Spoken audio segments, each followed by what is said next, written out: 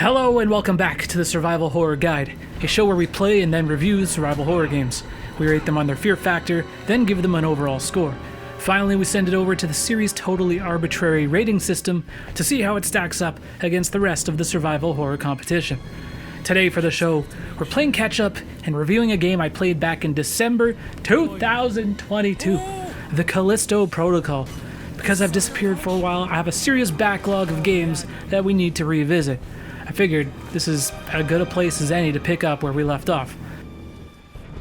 But before we continue, I suggest you guys give me a follow over on Twitch, because for Silent Hill 2 Remake, that's coming out soon, we'll be doing a live stream, playing the whole game from front to back. We'll have a special setup with some guests. It's going to be awesome, so stay tuned for that. Now, prepare yourselves. I've had a hot take or two in my day, and I think I'm going to be in the minority of people who actually kind of liked this game, actually kind of enjoyed it. It's got its shortcomings, 100%, it's got problems, but this game got dragged when it came out, and I don't think it's as bad as the community response would suggest. But let's get into it. The game starts off with our protagonist, Jacob Lee, played by your boy, Josh Duhamel, delivering cargo to Black Iron Prison, located on the titular Jupiter moon. In what was considered a high-risk cargo mission due to the recent space pirate hijackings in the area, what was supposed to be their last job as transporters before they retired. Of course, things went completely awry, and they end up crash landing right before reaching their destination. That car was just 2 days away from retirement. Jacob survives the crash only to discover that Black Iron Prison is completely corrupt and are performing bizarre experiments on their inmates, where Jacob then gets wrongfully and forcefully imprisoned. Sucks to be Jacob. Jacob wakes up to find the prison in an absolute state of chaos. The place is burning down, dead bodies everywhere, nasty stuff. Cue the start of our game. Now, immediately, it needs to be said, people are bound to draw comparisons to another space horror game, Dead Space. Of course, the similarities are obvious. Callisto Protocol actually released just a little bit before the Dead Space remake, a strategic maneuver, which may have backfired and resulted in the game getting rushed out in order to beat Dead Space Remake to market. That certainly came with its own set of consequences, more on that later. Yes! That was sick. Okay. I should go pick up that battery.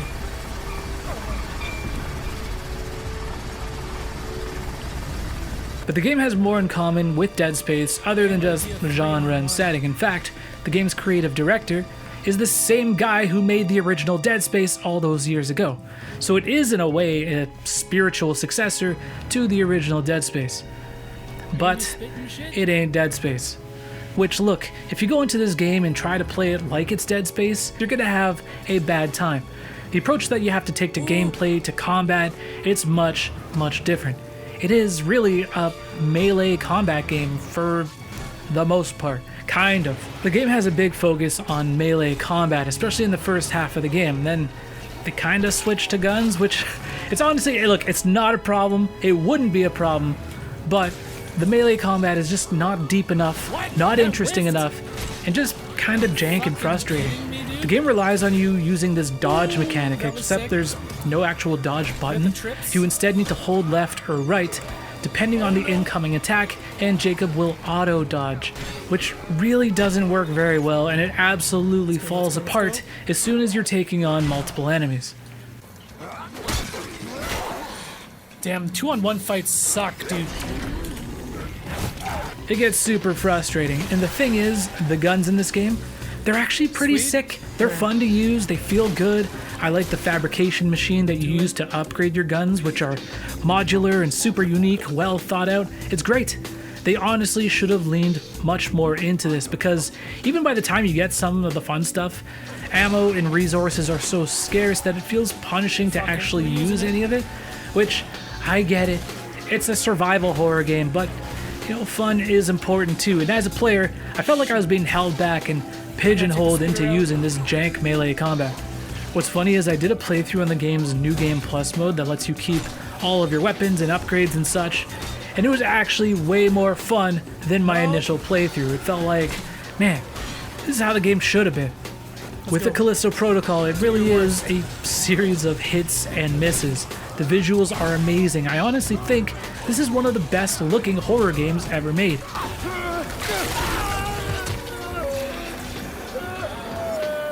The environments, the character models, it's next level. Tons of detail and awesome lighting effects. It's really, really impressive. Digital Foundry even gave it a shout out in their Best Graphics of the Year video. Visually superior than the Dead Space remake even, in my humble opinion. And that's a good looking game. If nothing else, Callisto Protocol is pretty. The audio design is great, the animations are smooth, the game is a AAA ass horror game, which we don't get a lot of these days.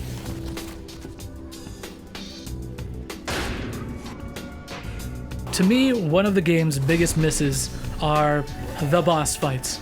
Holy crap, they're bad. So you encounter like this two-headed monster and fight him on a moving underground platform. It's a pretty tough fight, especially once they start throwing in other enemies at the same time. Once I got through it though, I was like, okay, pretty cool fight, we got through it. Pretty decent encounter, you know? But then, here's the thing. They present him like he's a boss fight, right? But then you fight him again, and then again. And it's like, are they just reusing the same boss fight? Shit's copy and pasted. In this fight, it gets tedious. It's not good. Watch this. No way! You gotta be kidding me, dude. How many times do I need to kill this thing? You know what it kind of reminded me of? Y'all ever play The Order 1886? Cool game. Except there you have like this epic werewolf encounter boss fight that was in all of the trailers. And that was like the mid-game boss fight. And then at the end of the game, you get the exact same boss fight again, copy and paste it. Both of these games a product of getting rushed out the door. Glenn Schofield even admitted the game was rushed out in order to meet the game's aggressive release date. And it was a mistake. It just had to come out before Dead Space. But at what cost? What?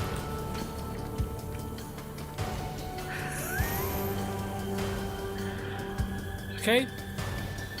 Thanks, video game. I'll take that as a win. Callisto Protocol was plagued with performance issues and truly awful PC optimization at the time of release.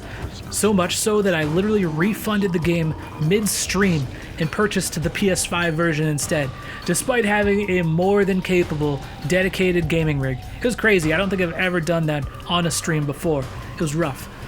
But that was at launch. Since then, the game has been updated quite a bit. They even added this new dismemberment mode, which, if you just want a fun, spooky romp, you just want to experience the game, it's a great option. You guys, that's all you gotta do. Let's just get on with it. On the Fear Factor scale, this game's like a 6.5. It has spooky moments, it's got excellent atmosphere, it's got creepy enemies, but after you've seen the same enemies and experienced similar encounters repeatedly, it does take away from it. There's only so many times I can get grabbed by the same stupid tentacle monster over and over again before it starts to get old. Overall, this game's a 7. It's so strange, this game is so uneven. It does a lot of things very well. Visually, it's incredible.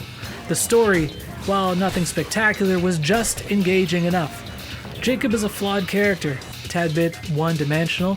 Definitely the most compelling character is Danny, portrayed by Kimiko from The Boys, aka Karen Fukuhara, and she's great. There's even parts later in the game where I even began to enjoy the combat and the gameplay in the sections where, you know, the game allows you to let loose. It's just such a shame that the game so often chooses to not play to its strengths. I feel like a lot of what holds this game back are just bad decisions. Shit is self-inflicted, too much of an emphasis on the jank melee combat, reused boss fights as a result of getting rushed out the door. The game just simply wasn't done when it was released.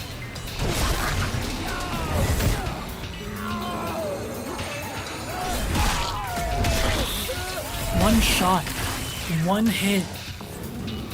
Moving on to the series' totally arbitrary rating system, Callisto is going to slot in at number 17. And oh boy, it's been a while since I've looked at this list. Village, number 1, really? I mean, it is a good game, but man, was I drinking the juice or what? So we're now at 25 titles on the stars list, boys. Let's go. It only took years. And just a reminder, we'll be doing a live stream for Silent Hill 2 this Sunday. Please check the link in the description and come hang out. It's going to be a lot of fun. But that's it for this video, everybody. Thanks so much for watching. Peace.